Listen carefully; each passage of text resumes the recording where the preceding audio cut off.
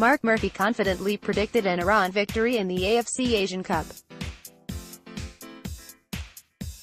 The silly sod, Japan 3 Iran 0. There wasn't an old proverb which goes, heed your Persian friend when he says there's always a big no-brain moment or match in them. But there is now. I saw Iran were leaving it late to produce one in this tournament. But it was well worth the wait, if not a moment destined for the what happened next spot in the Farsi version of A Question of Sport. Mack Sennett couldn't have directed it better. One for the kids. There, 11 minutes after halftime, with a tight contest still goalless, Iran's Mohammad I. Hossein encountered Japan's Takumi Minamino to a disputed extent on the edge of the penalty area. Minamino headed for the deck and four Iranian defenders headed for Aussie referee Chris Beath, either to protest a free kick award which never came or Minamino diving. There wasn't time to be sure which, as a fifth Iranian defender, Ramin Reza, clocked Minamino springing to his feet and successfully chasing down the ball as it approached the corner flag, while over a third of Iran's team surrounded Beath. And the quartet's panicky, slapstick reorientation was too late to stop Minamino crossing for Yuya Osaka to score, as Iranian keeper Ali Reza, possibly still in shock at what he'd seen, flailed at an imaginary object some feet from the one Osaka headed in. Japan boss Toshihide Saito politely applauded the goal as if **T like that happens in the J-League every week. While Iran suspended and very missed Mehdi Taremi was caught on camera watching with increasing goggle-eyed disbelief, looking more like Sergio Aguero with each eye widening and able to get through passport control as Aguero by the time the ball hit the net. Iran had the one clear first-half chance, on 20 minutes, when star striker Sardar Azmoun played a 1-2 with Vahid Amiri, wriggled past Takahiro Tomiyasu and brought a decent save from Japan keeper Shuichi Gonda with his right foot shot. But Azmoun was otherwise effectively shackled by Japan's central defense and by any means necessary. The lasting image of the half was Azmoun with arms outstretched in exasperation. And his exasperations boiled over shortly before full-time when he instigated an off-the-ball incident which in turn instigated a 20-player bout of handbags. But Iran's composure had steadily disappeared since they went behind. And any hopes of its return vanished on 62 minutes 22 seconds when Morteza Paralaganji was adjudged to have handled the ball as he slid along the ground to block Minamino's cross. Paralaganji escaped censure for a similar incident early in the first half. And he looked likely to do so again when Beath, the first video assistant ref at these finals, was called by the VAR here to revisit his decision, as Paralaganji's errant arm was in a natural position for someone sliding along the deck. The VAR pictures suggested that the handball was probably not intentional.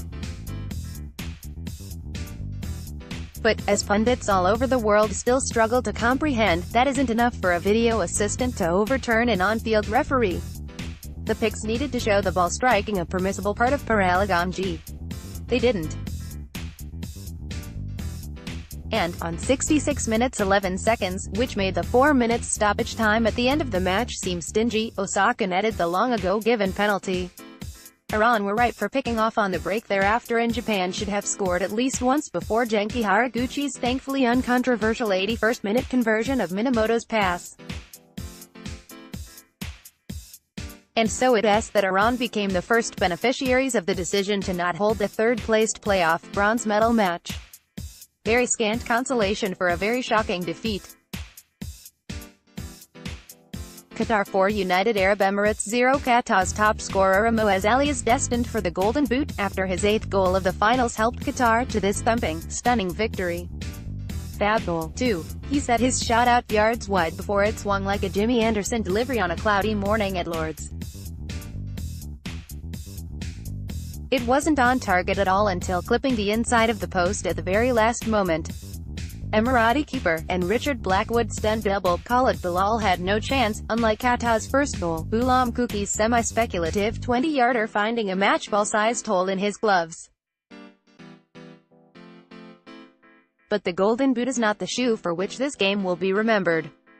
Rather the dozens which rained down onto the Qataris celebrating it.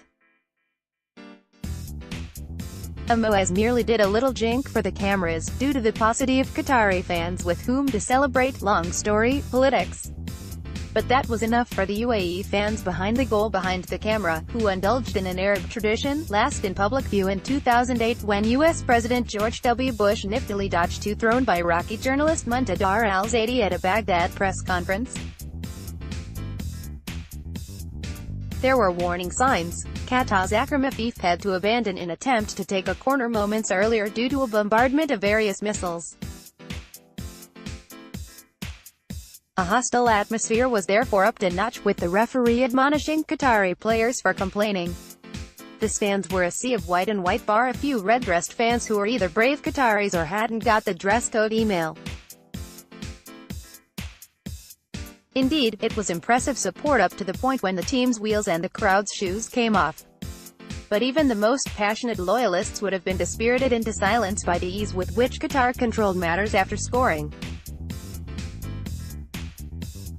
Most of the UAE's best situations came from Qatari sloppiness in the final third. But few clear chances followed. Ismail Al-Hamadi headed their only first-half sight of goal straight at keeper Saad Al-Sheeb. The inevitable Ali Mack outfizzed in a 20-yarder, on 52 minutes, which Al-Sheeb saved with unrequired bodily contortion. And he would have tipped Ahmed Al-Junayabai's 72nd minute header over the bar, except the ball was going over anyway. 8 minutes later, it was shoes akimbo again, and much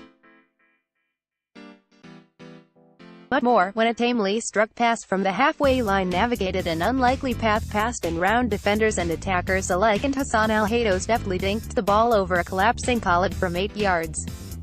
The UAE's Ismail Ahmed left early to avoid the traffic, and maybe a shoeing, by elbowing Salem Al-Hari when the ref wasn't looking, but his video assistant most certainly was. And Hamid Khalifa ran onto Afif's pass and netted the fourth off Khalid's right boot with 18 seconds of stoppage time left. Qatar head coach Felix Sanchez quickly shuffled his team to their dressing room, lest a whole branch of Russell and Bromley landed on their heads, leaving the stage for crying Emiratis, on and off the field. To be honest, if I'd played, or watched my team play, like that, I'd have been crying too. And, of course, some of the crowd could only have been hopping mad, unless they had thick socks or a spare shoe. It is disappointing that shoes have attracted the most UK media attention to the tournament. As BBC Sports News correspondent Richard Conway wondered on Twitter, journalistic instincts to the fore, do you need to bring an extra shoe in case you need to throw one, or do you walk home partially barefoot? No longer a problem for UAE fans. Not at the tournament anyway. Final predictions are a mug's game. And Qatar certainly made a mug of me, and doubtless some well-informed pundits too, since their insipid and goalless draw with Lebanon in their opening game. Teams have won tournaments after difficult starts, as I noted when trying to make a case for Australia's title defence after their group stage travails. But for Qatar to do so here would be a real resurrection in footballing fortunes.